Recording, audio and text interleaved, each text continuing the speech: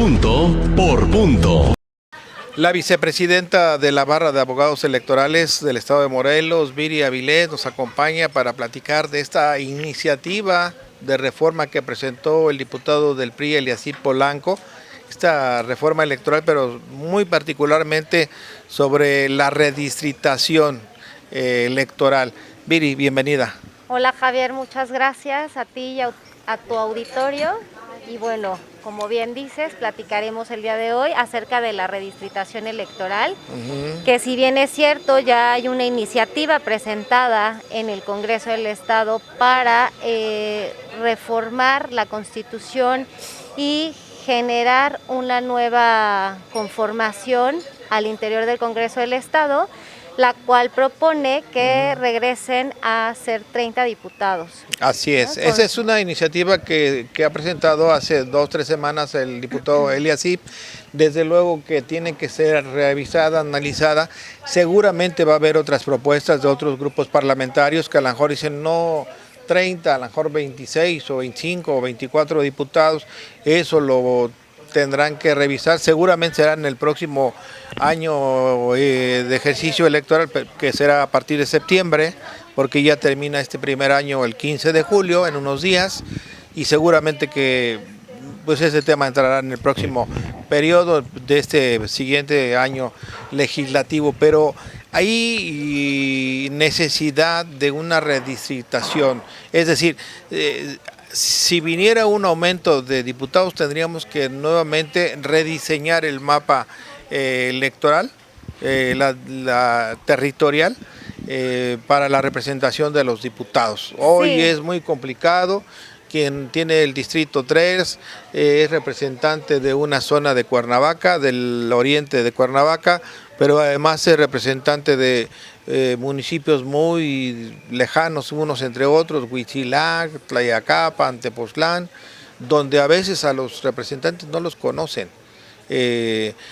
Hay que hacer un ajuste a esta distritación. Es correcto, Javier. Mira, no debemos dejar de lado que son cuestiones paralelas. El tema de la redistritación la tiene esencialmente el INE, es una facultad, es una atribución del INE, específicamente contemplada en el artículo 214 de la Ley de Instituciones y Procedimientos Electorales. Sin embargo, ahorita actualmente están generando un proceso de redistritación que inició desde noviembre del año pasado. Este primer escenario ya fue presentado a diversos partidos políticos para que generen observaciones. ¿Con base en qué hace el INE este inicio de redistritación el año pasado? Con base en la actualización de la población. Del Censo Poblacional 2020. A partir de este censo poblacional, el INE tiene la facultad o la obligación de generar una redistritación a nivel nacional, tanto en distritos federales como en distritos locales. Y en ese proceso está. En caso de discutirse, de hacerse ya un dictamen acerca de una reforma y por consiguiente una redistritación, tendría el INE que trabajar en esa nueva redistritación, que sí es... Es correcto. El INE tendría que estar trabajando ya ahora sobre los 18 distritos locales electorales que si se aprobara la reforma electoral, bueno, tendría que conformar una nueva distritación. Actualmente el ejercicio que está haciendo, lo está haciendo conforme a los 12 distritos que actualmente están establecidos en la Constitución local. Muy bien, de tal manera que, bueno, pues hay que revisar, en términos generales, tú has tenido oportunidad de revisar esta iniciativa que presenta el diputado Eliasib. ¿Qué conceptos ves? ¿Qué puntos positivos has podido analizar? ¿Qué puede sí adaptarse? ¿Qué puede sí reformarse? ¿Y qué no es viable? Bueno, los puntos clave de esta propuesta presentada en el Congreso del Estado es regresar a 18 distritos electorales, 6 diputadas y diputados de primera minoría, 6 de representación proporcional Y también algo que señala es a ver, aquí en la presidente- conformación de los 30, de aprobarse esta iniciativa como va, no serían 30 como venía funcionando antes de la reforma de reducir a 20, que eran 18 distritos de mayoría relativa y 12 de representación proporcional. Hoy no, hoy tendrían que ser 18 de mayoría, o sea, electos directamente por el voto, Así y es. 6 de 6 representación de representación proporcional y 6 que entrarían por como primera primera minoría. minoría. Así es. ¿A quién beneficia y a quién perjudica esta propuesta? En tu análisis como Bueno, del especialista electoral. análisis beneficiaría a ciertos partidos políticos que Al partido- quedaran en segundo lugar, ¿no? Que no sería precisamente el partido que está actualmente en el poder. Sin embargo, se estaría afectando el principio de la representación proporcional o la naturaleza de la representación proporcional, que es pues favorecer hasta cierto modo a las minorías. Esta figura de representación proporcional finalmente fue creada o fue considerada ¿para qué? Para que las minorías estén representadas al interior de los congresos locales, ¿no? Así es. Entonces se perdería un poco el sentido de esta figura. ¿Qué otro punto de interés tiene esta iniciativa que tú has podido revisar y que te llama la atención? La asignación de las regidurías de mayoría relativa, ¿no?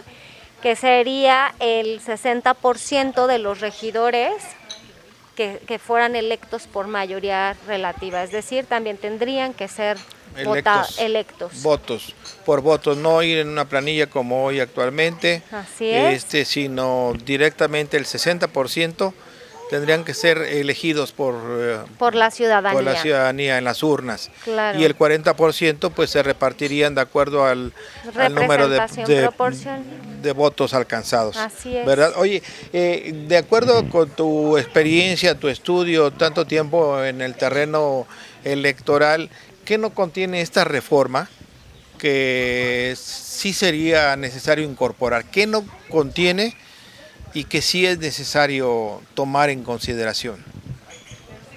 Bueno, en esta reforma considero que se deben de incorporar ciertas cuestiones como el tema de los indígenas, que debiera considerarse ya también dentro de una reforma constitucional, porque no están contemplados más que dentro de los lineamientos.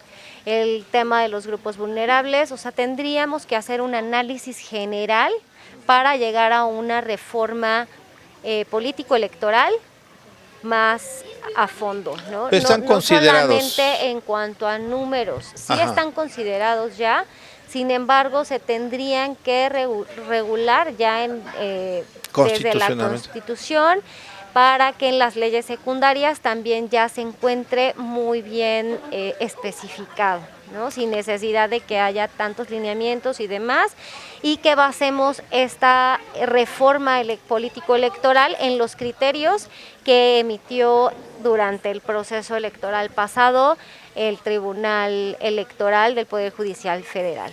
¿Qué más tendríamos que considerar en esta reforma electoral? Tomando en consideración que tendría que venir también una reforma político-electoral nacional, y de ahí se desprenden muchas cosas que tendrían que acoplarse a nivel local. Pero ¿qué necesitamos los ciudadanos para tener más certeza, más claridad, más objetividad en una reforma electoral? Siempre que hay un proceso electoral, viene el análisis de que esto falló, que esto no estuvo bien, el tema de la fiscalización, que es una atribución del INE, quedó en sus manos, parece que no ha funcionado del todo bien, hay muchas violaciones a la ley. Hoy mismo, por ejemplo, no tendrían que ser más fuertes, más coercitivas la ley en torno a las sanciones a quienes violen. Por ejemplo, hoy, sin ser un periodo de elecciones, sin estar en marcha un proceso electoral, Hoy hay un partido político que está en plena campaña con sus candidatos en eventos públicos, pintando bardas, haciendo propaganda política, y no hay una sanción efectiva que impida que eso se haga. ¿No tendrían que adoptarse medidas más duras para evitar este tipo de abusos? Existen medidas, sin embargo, es necesario que se promuevan los procedimientos tanto ordinarios sancionadores como especiales sancionadores ante las instancias competentes. ¿No tendría que la autoridad que asumir esos casos de oficio? Porque muchas veces cuando como medios de comunicación vamos con la autoridad dicen pues es que no hay denuncia, pero si estás viendo como autoridad que se está violando la ley, ¿no tendría que reformarse esa parte donde la autoridad actúe por oficio y aplique las sanciones? Porque nadie quiere denunciar, todo el mundo Tiene anda... sus oficialías que generan estos como recorridos a veces de campo para hacer sus inspecciones respectivas a ciertos partidos políticos, en ciertos eventos y demás, pero sí es necesario que haya una denuncia. Así es, bueno, pues es que hasta ahora no hemos visto denuncias, la gente está muy ocupada en sus cosas, en sus temas personales y no le interesan mucho las denuncias. Hay casos donde, bueno, andan transporte público espectaculares con personajes cuando la propia Constitución, para el caso de los informes de los servidores públicos, establece determinado tiempo para hacer publicidad y sin ningún recato. En muchos órdenes hemos visto a nivel municipal, estatal, federal, donde se promueven voces, imágenes, nombres, violentando la ley y dices, pues no hay una denuncia y la autoridad no actúa. Por ello es importante, Javier, hacer un llamado nuevamente a las autoridades, tanto al Poder Legislativo como al Poder Ejecutivo, con la finalidad de que puedan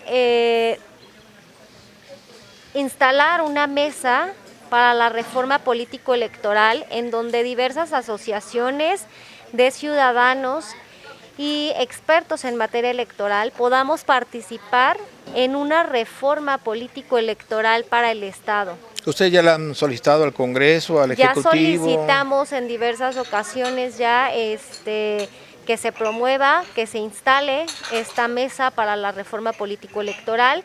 Lo hacemos una vez más a través de punto por punto. ¿Cuánto tiempo tiene, según establece la ley, que hacerse la reforma electoral? ¿90 días antes del inicio del proceso electoral? 90 días antes del inicio del proceso electoral, es decir, hasta junio del 2023.